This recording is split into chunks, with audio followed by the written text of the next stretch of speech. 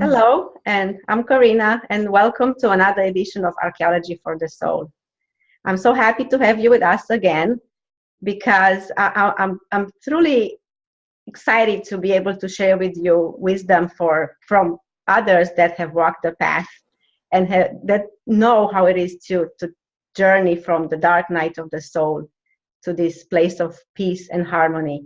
Because I know how it is to be there, and I know how important it is in our days to find our inner peace, to heal what hurts inside, so we can truly be fulfilled and happy in this life. So I'm here again with Vima. We already talked to her twice, and many of you know her. She is a multi-talented a vocalist, a musician, a poet, writer, a teacher in her own right, a practitioner of meditation for so many years, and she has so much to share with us. I'm happy that she's here with us today, and she's going to share her gifts and how and why she wanted to replace medication after her accident, replace medication with sound and meditation, and how was she able to do that? Why? And she's going to share with us how we can do that. Right? So welcome, Vima. Happy to have you again, and I'm so excited to talk to you and hear about how you were able to use ancient techniques instead of medication. Both times I've had the near-death experience were involved my physical body. In that one was an accident, the other was surgery. So it required that my body needed healing. And one of the things that I saw as a child was how music or a song could distract from what was going on in the environment.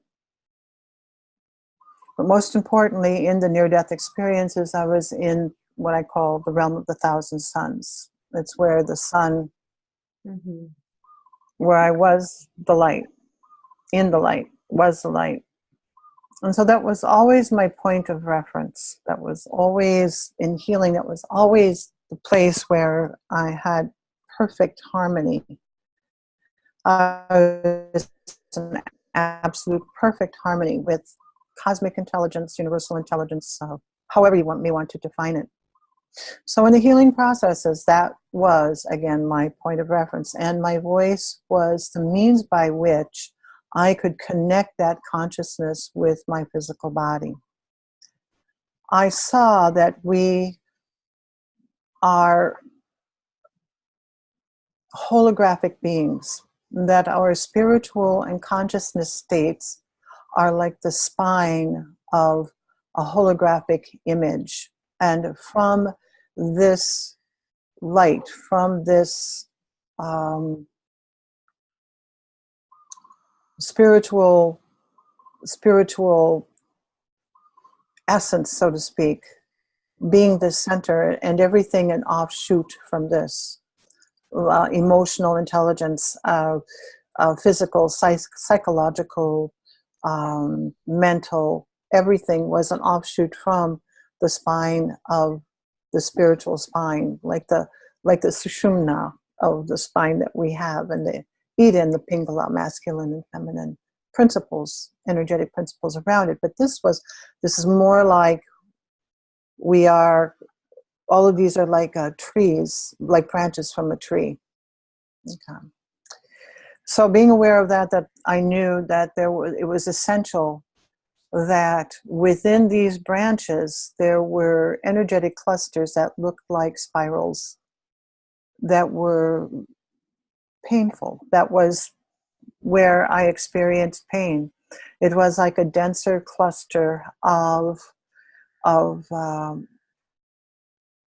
energetic molecules, so to speak. Now, mind you, I'm not a scientist, but I'm trying my best to explain this. And the only way that I was able to access these energetic clusters was through meditation. And the only way I was able to release these energetic clusters was through sound.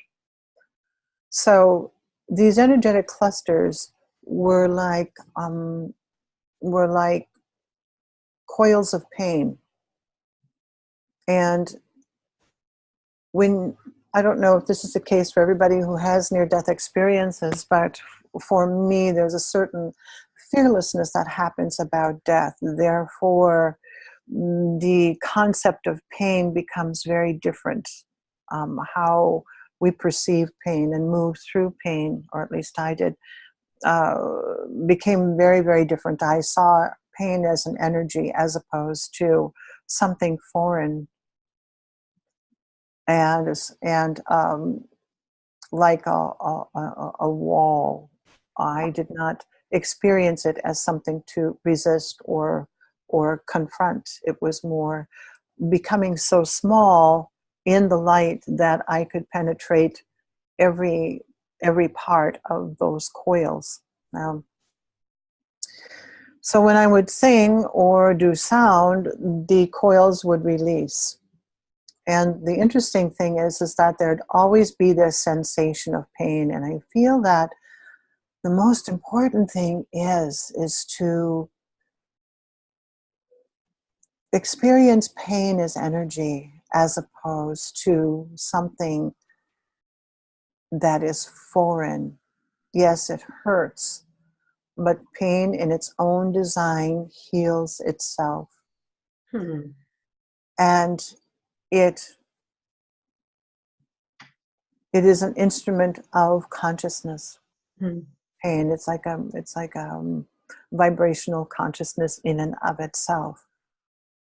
And I really feel that what I saw is that the physical body, the mental body, the every aspect of our being strives to become in harmony and balance with the self. So the more that we have access to the supreme intelligence of our being, the I am, the light of our existence, the more we do to access that, the more this light will permeate and move through the branches of the tree, will move through the various the various pieces of ourselves. So it's all about remembrance. It's all about meditating, feeling the pain, and allowing that energy to play out. Because what persists, they say, what is it? What we resist persists. And as opposed to diving into it, if we resist it, it will consistently be there. And so it's vital to look at the inner workings of the mind, memories of who's hurt you, how you've been hurt, all of that, to fully examine and release the pain. And that to me is forgiveness.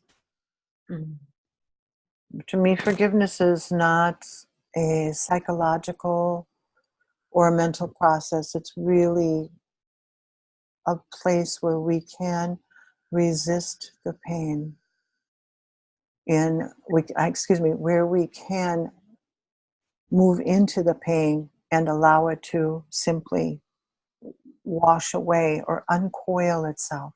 Sometimes you have to be a little persistent with it every time it comes up. So what happens is, with medication, it changes all of the pain receptors in the brain.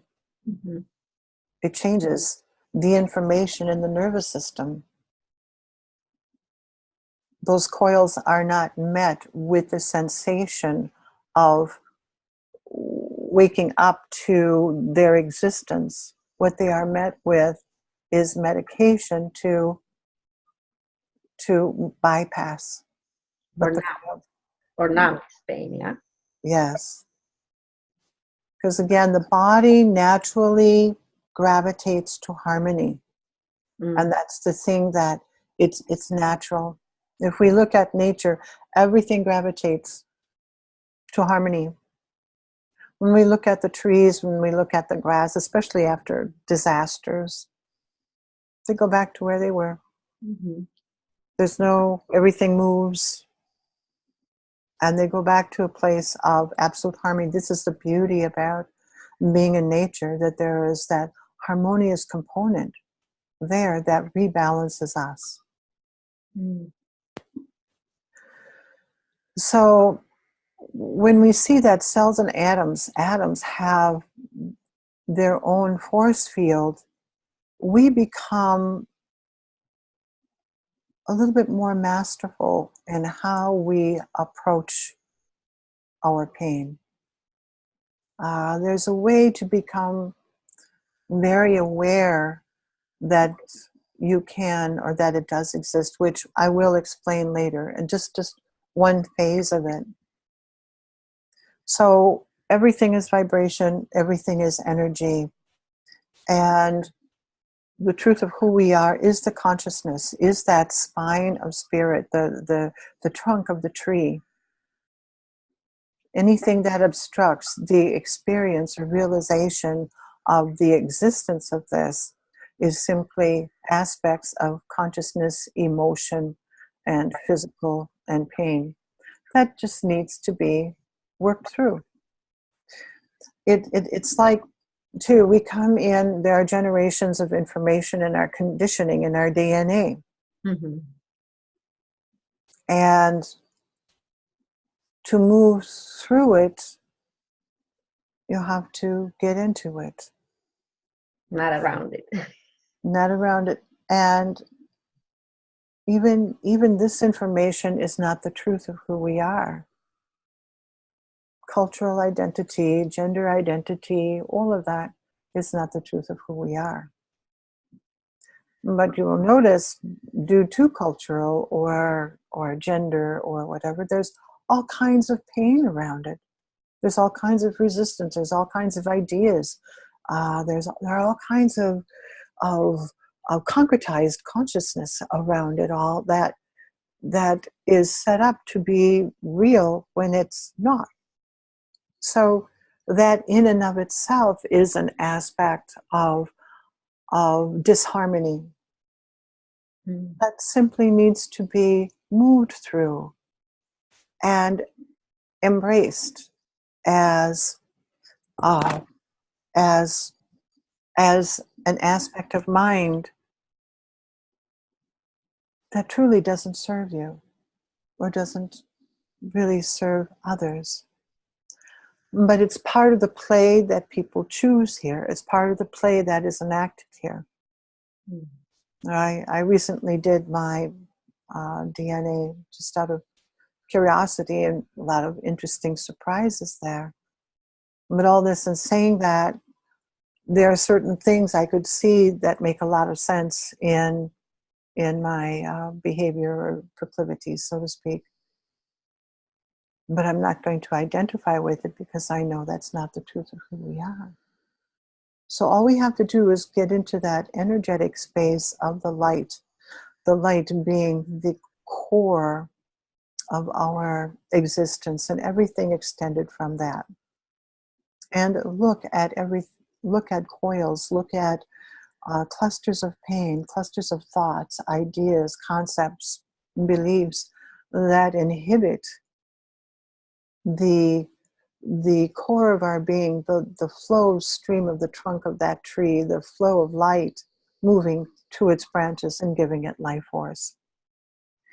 So why I chose to use meditation and sound rather than medication, because I knew that medication wasn't going to work. I knew that I remember one doctor giving me some pills for the seizures, and I held them in my hand, and for some strange reason, it just felt like it was maybe effective, 5 or 10%.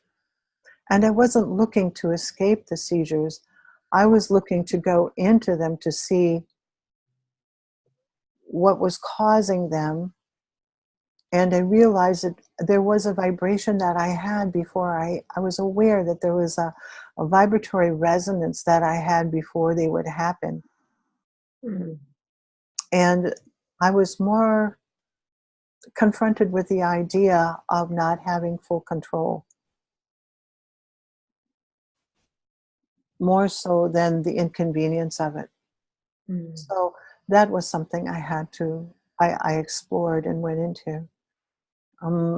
So when I just allowed the lack of control to happen, I was able to get into that doorway of the coil to start implementing sound and vibration to change the density of frequency that was there. And so this is the value of meditation and the beauty of meditation, to where thoughts don't exist, that thoughts bypass, well, I shouldn't say thoughts don't exist, because they do, they're crazy, but you bypass the thoughts. You bypass everything that's in the way of accessing the supreme intelligence that resides within you. And you just let it go, let it flow. Don't think about it, don't catch it, don't get on that train, just let it move. And it's like a journey. There's no good meditation, there's no bad meditation. Mm. It's all a process. To me, a process of divine physics is what I call it. So meditation was a means for me to get into the depth or the center of these pain coils, so to speak. And then sound was a means to transform them. I'm thinking, as you share, you were already a musician at the time of the accident when Mm-hmm. you went through these experiences and these tools, and you were probably already meditating for a long time. You were already on this path. So these tools were available to you. You had experience with these profound tools that you used, right? So Yeah. probably you alter them in some ways to guide you in this process. Now was a different level of pain you were going through, and applying them differently probably than before. So if somebody is not accustomed to these tools you already had experience, what can they do so they can come fully into themselves in spite of not having that experience already? Mm-hmm. What can people do when they are not used to that? There is a process using sound that people can apply. It's very simple. Mm-hmm. That will assist in the awareness of how sound moves and travels through the body, Mm-hmm. the nervous system, the heart, even sound in relationship to thoughts. And so I'd love to share that with you. There's also something else that I want to say, that I'm not suggesting that everybody heals such injuries and things, and even brain damage, with sound. That is how I elected to do it, because I knew at the time when he put that medication in my hand, I knew it wasn't going to work. Mm-hmm. I knew I could feel the vibration of it, and I knew that sound and energetic healing was the answer for me. I knew it. I just knew it. It felt like medication felt like it was dead. But for some people, medication is essential. Mm-hmm. Sound to me can change, can transform even brainwashes, biochemistry. Mm-hmm. It can the resonance of sound can change every connection that we have back to the source of light. And that's how I see it. And I'm really trying to explain this as simply as I possibly can. Mm-hmm. It brings to mind now, I don't know why this, you saw this movie, Shawshank Redemption, and when he plays that music through the speakers for those people in the penitentiary, that opera that he played, I don't know if you saw the movie, remember? Yeah. Everybody was just, something happened in them, was that sound of that opera just took them to a different place, like they were not there anymore in that penitentiary. Yes, sound is a vehicle that carries through vibration that connects to consciousness. Mm-hmm. And yet we've got classical music, we've got various types of music that that exists now that has a profound effect on consciousness and on social consciousness, on collective consciousness. And I feel it's vital that we are aware of how the vibrational biome that it is creating around us and our children. And I don't feel that it is more powerful than nature. I feel that the vibration that exists in nature has the harmonic or harmonious component that brings us back to ourselves, because we are one with that. And it's amazing with the earth, with all of the cosmos, with all the planets and everything, it's all a vibrational interplay. So in the Shawshank Redemption, in that particular scene you're talking about, you can be transported, you can be uplifted. It's like information is coming into them that takes them from the vibrational environment that they are in and moves their minds into a whole nother place. Absolutely. Into a whole nother realm of experiencing themselves. Absolutely. So the transference of information is also part of sound. Sound healing, which I can talk about in another interview, because it's really important that we are aware of sound around us.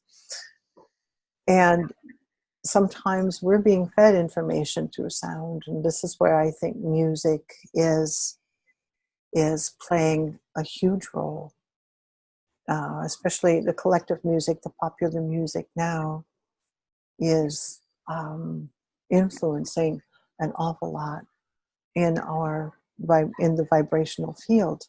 And when we have more control and awareness, we are able to redirect the vibrational frequency through us to where it doesn't obstruct the information of our light. It doesn't obstruct the supreme intelligence that lives within us and experiencing that. Because to me, that is where, how do you say, happiness, the vibration of happiness exists. And everybody's striving to be happy. Everybody's striving to be at peace. Mm-hmm. Everybody's striving to forgive and be forgiven. But Love. everybody's striving for love when it is truly who we are. So why strive with it? Why find that there are concepts and ideas about what it is when in actuality there are ways to access, again, that supreme light within us that can change. You can move from a place of emotional turmoil to a place of absolute harmony when there's a discovery, when there is an implementing of vibration that can teleport us into that place. And there is nothing more profoundly healing than the human voice. when we our voices carry a universal intelligence, a unique universal intelligence. And this is why I feel, in the concerts that even though the instrument is the voice, it touches the voice of the people in the audience. Mm-hmm. There is a complexity of light dimensions, so to speak, that lives in all of us. So it's so difficult to explain. For me, I'm trying to be as articulate as possible. But I feel that maybe we could go into a little meditation here to sort of open the door to embracing pain. I feel that that's a real fundamental thing, is to embrace the pain and allow the pain to guide us back to the light. Move through this cluster of vibration and go back to the light. So so let's basically, everybody, just, if you wish, sit in a very comfortable position. Now, and we can go look into the body. So close your eyes, and the tongue is placed very softly behind the upper teeth, where it's placed on the roof of the mouth.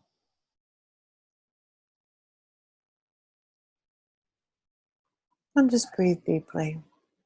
Just feel the sensation of the tongue touching the roof of the mouth.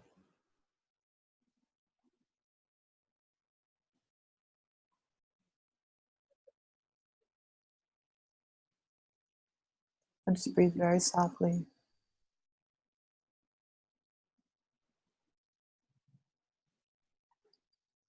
Now, eyes, focus the eyes up and in. So they're looking at your third eye here.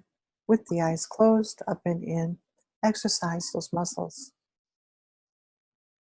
May feel a little uncomfortable at first, but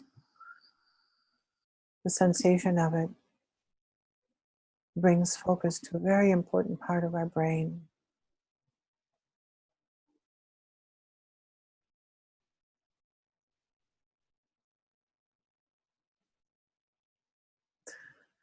Now scan the body from toe to the top of the head.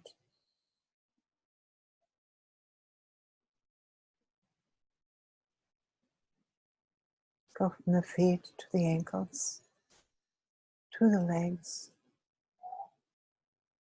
thighs, hips, stomach area, trunk of the body, heart, arms, neck, head.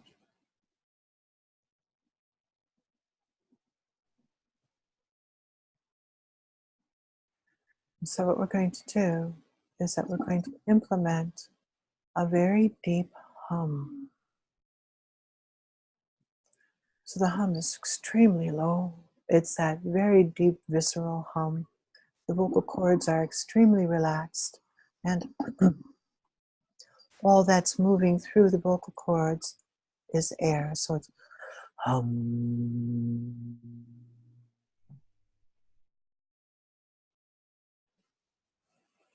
Hum.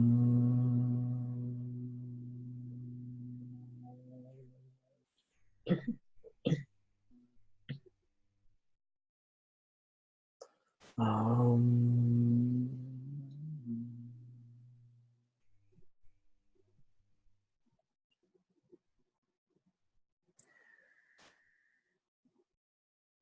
So in your mind, focus on your right knee.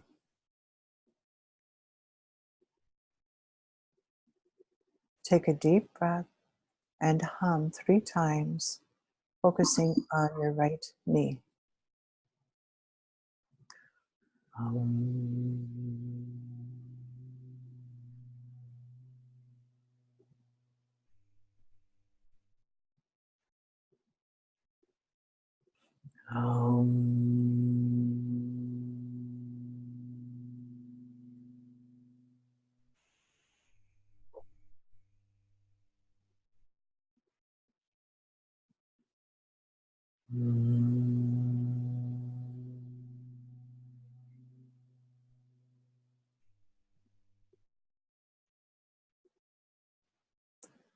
Now focused on your left hand. Hum 3 times while focusing on your left hand.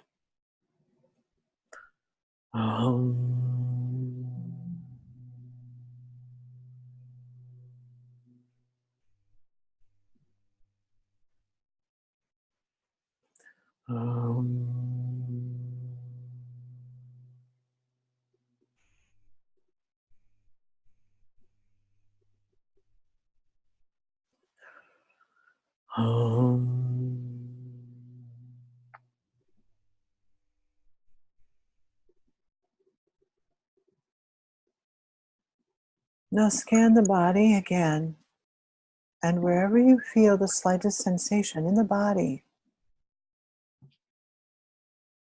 hum 3 times. So that just simply means there's a little cluster there.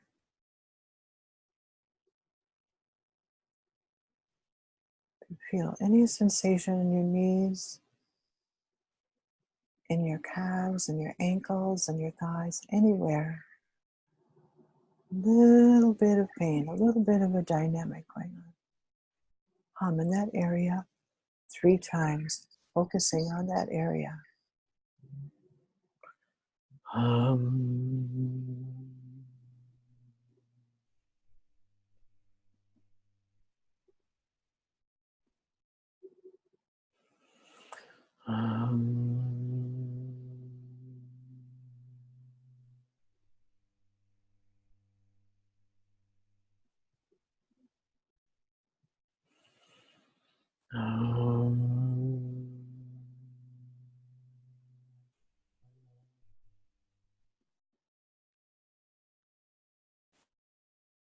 Now find another area where you may have a bit of discomfort.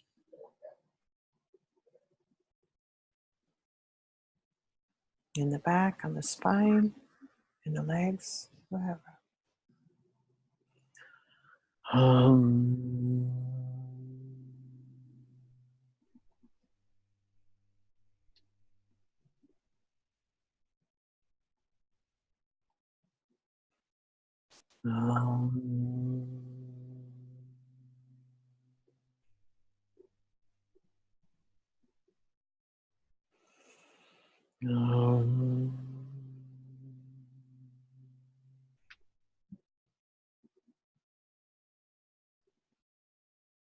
And now simply sit quietly.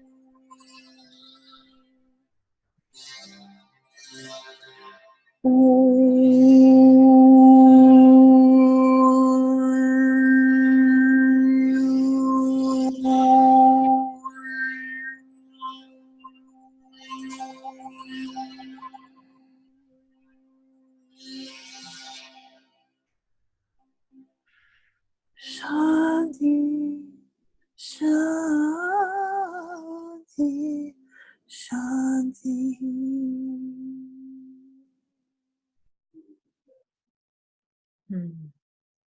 Take a nice deep breath. Open your eyes on the exhale. Thank you so much, Vima. I don't want to say much so people can continue this energy, this vibration, and infinite love and gratitude for today. And Thank looking forward to hearing more from you, to hearing more of the music. And what a gift. Thank you so much. You're welcome, love. Love you. Thank you. Malama Pono. Love you too. Aloha.